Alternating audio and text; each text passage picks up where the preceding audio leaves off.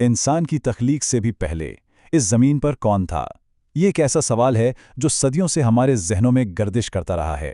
तो आइए आज हम वक्त के पर्दे हटाकर एक ऐसे सफ़र पर चलते हैं जो हमें उस दुनिया को दिखाएगा जो हमारी दुनिया से भी बहुत पहले मौजूद थी। तो सबसे पहला और अहम सवाल, इंसानों से पहले ज़मीन पर किसकी हुक्मरानी थी?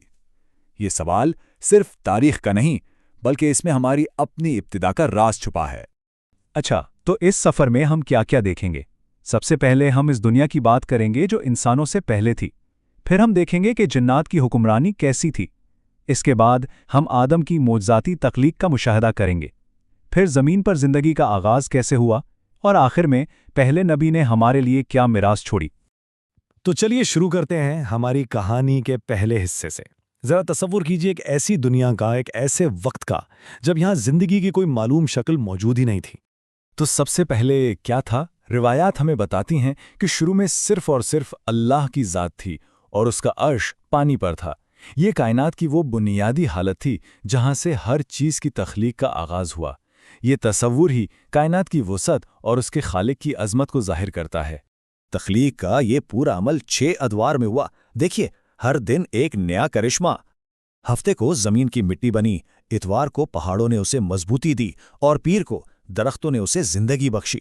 मंगल को आजमाइशें पैदा की गईं, बुध को रोशनी वजूद में आई और जुमेरात को जानवर ज़मीन पर फैल गए। और फिर इस अजीम तख्लीक की तकमील हुई जुमे को, जब पहला इंसान आदम वजूद में आया। अच्छा, तो अब हम उस दौर की बात करते हैं जो इंसानों से भी पहले गुजरा। ये दौर था जिन्नात का, जो इस ज़मीन के पहले ज़हीन बाशिंदे थे। तो ये जिन्नात हैं कौन? ये वो ज़हीन मखलूक है जो आग के शोले से पैदा की गई। ऐसी आग जिसमें धुआं ना हो। इनकी ये फितरत जो आग से बनी है, उन्हें मिट्टी से बने इंसानों से बिल्कुल मुख्तलिफ बनाती है। यहाँ देखिए, जिन्नात और इंसान में कितना बुनियादी फ़र्क है। एक तरफ जिन्नात हैं, आग से बनी मखलूक जिन्होंने तकरीबन 2000 साल तक इस ज़मीन पर हुकूमत की, और दूसरी तरफ इंसान मिट्टी से बनाए गए जो जिन्नात के बाद इस ज़मीन के वारिस बने। मगर जिन्नात की ये बादशाहत हमेशा नहीं रहनी थी। उनकी तहजीब में फसाद फैल गया, हर तरफ खून खराबा और लड़ाई झगड़े। उनकी सरकशी इतनी बढ़ गई कि फरिश्तों की एक फौज भेजी गई जिसने उन्हें शिकस्त दी और दुनिया के दूर दराज कोनों, जजीरों और समंदरों में बिखेर दिया। तो जब जिन्नात का दौर ख़त्म हुआ, ज़मीन को एक नए निगरान की ज़रूरत पड़ी, और यहाँ से शुरू होती है इंसानियत की कहानी। हज़रत आदम अलैहिस्सलाम की तख्लीक। आदम की तख्लीक का अमल वाकई हैरान कुन है। सबसे पहले पूरी ज़मीन से हर रंग की, हर किस्म की मिट्टी जमा की गई। फिर उस मिट्टी को गूंदकर एक इंसानी शक्ल दी गई, और आखिर में उस बेजान जिस्म में रूह फूंकी गई और आदम जिंदा हो गए। यही वजह है कि आज हम इंसानों में इतने रंग, ज़बानें और मिजाज पाए जाते हैं, क्योंकि हमारी इब्तिदाई पूरी ज़मीन की मिट्टी से हुई है। लेकिन इसी अजीम लम्हे पर कायनात की सबसे पहली और सबसे बड़ी बगावत हुई। जब सब फरिश्तों को हुक्म हुआ कि आदम को सजदा करें, तो इब्लीस, जो जिन्नात में से था, उसने इनकार कर दिया। इसका तकब्बुर देखिए। उसने कहा, मैं आग से बना हूं और ये मिट्टी से, मैं इसे क्यों सजदा करूं? यही तकब्बुर और हसद था जिसने नेकी और बदी के दरमियान एक ना ख़त्म होने वाली कशमकश का आगाज़ किया। तो चलिए अब देखते हैं कि ज़मीन पर इंसानी ज़िंदगी का आगाज़ कैसे हुआ। ये इंसानी कहानी का पहला बाब है। कहानी शुरू होती है जन्नत से। एक ममनुआ फल, एक गलती हुई, फिर दिल से तौबा की गई, और उसके बाद ज़मीन पर एक नई शुरुआत। इन्हीं 3 चीज़ों ने इंसानियत की किस्मत लिख दी और आजमाइश और माफ़ी की एक लाजवाल दास्तान शुरू की।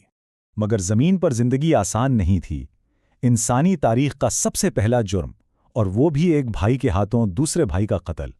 काबील ने हसद में आकर अपने भाई हाबील को कत्ल कर दिया, और इसके बाद जो हुआ वो भी एक सबक है। जब काबील पछता रहा था तो अल्लाह ने एक कौवा भेजा जिसने उसे सिखाया कि अपने भाई की लाश को कैसे दफनाना है।